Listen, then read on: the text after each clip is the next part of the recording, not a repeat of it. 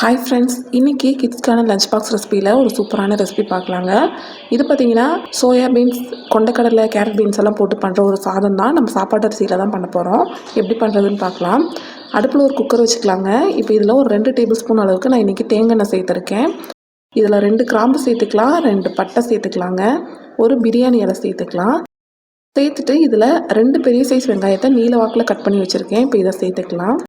சேர்த்துட்டு இப்போ இந்த வெங்காயத்தை நல்லா வதக்கி எடுத்துக்கலாங்க. சீக்கிரமாக வதங்கி வரணும்னா நீங்கள் இதில் கொஞ்சமாக உப்பு கூட சேர்த்துக்கலாம். உங்கள் குழந்தை கொஞ்சம் காரம் சாப்பிடணுன்னா இதில் ஒரு பச்சை மிளகாயும் சேர்த்துக்கலாம். சேர்த்துட்டு வெங்காயத்தை இந்த மாதிரி நல்லா பொன்னிறமாக வதக்கி எடுத்துக்கோங்க. அடுத்து இதில் இஞ்சி பூண்டு பேஸ்ட் பார்த்திங்கன்னா 1 டேபிள் ஸ்பூன் அளவுக்கு சேர்த்துருக்கேங்க. சேர்த்துட்டு இப்போ நல்லா கலந்து விடலாம். இஞ்சி பூண்டோட பச்சை வாசம் போகட்டும்.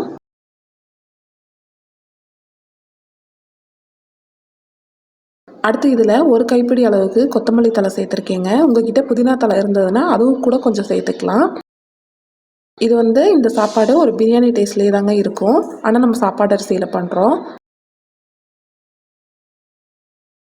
காரத்துக்காகவும் கலருக்காகவும் பார்த்தீங்கன்னா குழந்தைங்க சாப்பிட்ற அளவுக்கு நம்ம காஷ்மீரி மிளகாய் தூள் பார்த்தீங்கன்னா ஒரு 1 ஸ்பூன் அளவுக்கு சேர்த்துக்கலாம்.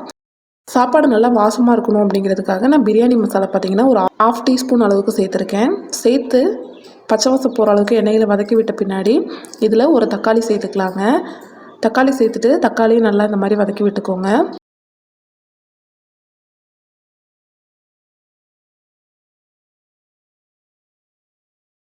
நான் இங்கே பார்த்தீங்கன்னா சோயா பீன்ஸை கொதிக்கிற தண்ணியில் போட்டு மூடி வச்சுருந்தேன். இப்போ பார்த்தீங்கன்னா நல்லா அது விரிஞ்சிருச்சு. 2-3 தடவை பார்த்தீங்கன்னா தண்ணியில் நல்லா கழுவி எடுத்ததுக்கப்புறம் நல்லா தண்ணியை புழிஞ்சிட்டு பார்த்தீங்கன்னா இதில் சேர்த்துக்கலாம். அடுத்து பார்த்திங்கன்னா ஒரு பெரிய சைஸ் கேரட்டையும் 8 பீன்ஸையும் பார்த்திங்கன்னா இந்த மாதிரி கட் பண்ணி வச்சுருக்கேன். இதையும் சேர்த்துக்கலாம். இந்த அளவு எல்லாமே பார்த்திங்கன்னா உங்களோட விருப்பத்துக்கு தகுந்த அளவுக்கு நீங்கள் சேர்த்துக்கலாம். வேக வச்ச சுண்டல் பார்த்திங்கன்னா இருந்துச்சு, வெள்ளை சுண்டல், அதையும் பார்த்திங்கன்னா கொஞ்சம் சேர்த்துக்கிட்டேன்.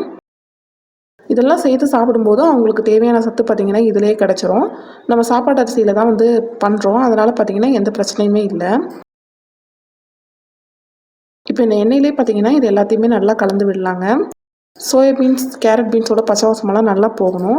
அப்போ தான் பார்த்தீங்கன்னா நமக்கு சாப்பிடும்போது நல்லாயிருக்கும். அப்படி இல்லைன்னா வேக வச்ச காய் சாப்பிட்ற மாதிரி இருக்கும். அதனால் எண்ணெயிலே நல்லா வதக்கி விடுங்க. டேஸ்ட் இன்னும் கொஞ்சம் கூட்டுறதுக்காக பார்த்தீங்கன்னா நான் ஒரு 2 டீஸ்பூன் அளவுக்கு பார்த்தீங்கன்னா தயிர் சேர்த்துருக்கேங்க. இது ஆப்ஷனல் தான். விருப்பம் இருந்தால் சேர்த்துக்கலாம், இல்லைன்னா நம்ம ஸ்கிப் பண்ணிடலாம். இப்போ தயிரும் சேர்த்துட்டு நல்லா கலந்து விடலாங்க. அடி பிடிச்சாமல் பார்த்தீங்கன்னா நல்லா கலந்து விட்டுட்டே இருங்க. இப்போ இந்த சோயாபீன்ஸில் இருக்க தண்ணி, இந்த காயில் இருக்க தண்ணி எல்லாம் நல்லா வெளியே வரட்டும்.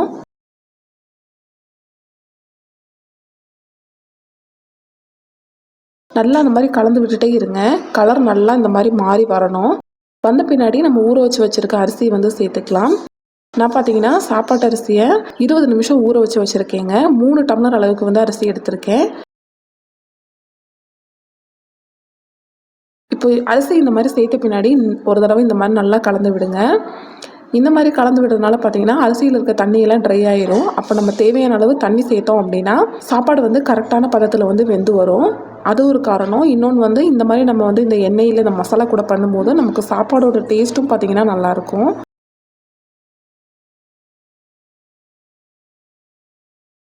நல்லா இந்த மாதிரி கலந்து விட்ட பின்னாடி நம்ம அடுத்து இதில் தேவையான அளவு தண்ணி சேர்த்துக்கலாங்க. நான் எந்த டம்ளரில் அளந்துக்கிட்டனோ அதே டம்ளரில் தண்ணி சேர்த்துக்கிறேன். 3 டம்ளர் அரிசிக்கு 9 டம்ளர் தண்ணி சேர்த்தா சரியாக இருக்கும். ஸோ நான் தண்ணி நல்லா அளந்து சேர்த்துக்கிறேங்க.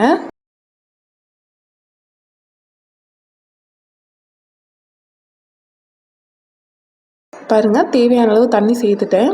இப்போ ஒரு தடவை இந்த மாதிரி நல்லா கலந்து விட்டுறலாம். சைடில் ஒட்டிகிட்ருக்க மசாலாலாம் எடுத்து விட்டுட்டு நல்லா கலந்து விட்டுக்கலாங்க. இது காரம் கம்மியாக இருக்கும். இது எங்களுக்கும் சேர்த்து தான் பண்ணுறேன். எங்களுக்கு சைடிஷில் கொஞ்சம் காரம் சேர்த்து பண்ணியிருக்கேன். ஸோ அதனால் அதை வச்சு நாங்கள் சாப்பிட்டுப்போம். பையனுக்கு காரம் இது சரியாக இருக்கும். அவனுக்கு அப்பளம் வச்சு கொடுத்துருவோம். ஸோ இன்றைக்கி இதுக்கு நான் அப்பளம் தான் பண்ணியிருக்கேன்.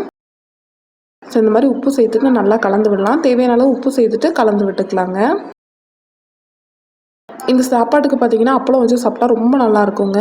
இது கூடவே நீங்கள் இன்னும் வேறு என்ன வெஜிடபிள்ஸ் நீங்கள் ஆட் பண்ணணும்னு நினைக்கிறீங்களோ பண்ணிக்கலாம். மூடி போட்டு விசில் போட்டுடலாங்க. விசில் வச்சு 3 விசில் வச்சு எடுத்துக்கலாம். இப்போ 3 விசில் வந்து தம் இறங்கிருச்சு. இப்போ நான் உங்களுக்கு ஓப்பன் பண்ணி காமிக்கிறேன் பாருங்கள். அரிசியெல்லாம் வந்து கரெக்டான பதத்தில் வெந்து சூப்பராக வந்து தயாராகிருக்குங்க. இப்போ நான் உங்களுக்கு கலந்து காட்டுறேன் பாருங்கள். அரிசியெல்லாம் ஒன்றோட ஒன்று ஒட்டாமல் சூப்பராக தயாராகிருக்கு. லைட்டாக அந்த ஈரப்பதம் இருக்கிற மாதிரி இருக்கும். அது வந்து சாப்பாடு லைட்டாக ஆறுனுச்சுன்னா உதிரியாக சூப்பராக தயாராகிருங்க. நம்ம குக்கரில் வைக்கும்போது அரிசி வந்து சாதம் வந்து அப்படி தான் இருக்கும்.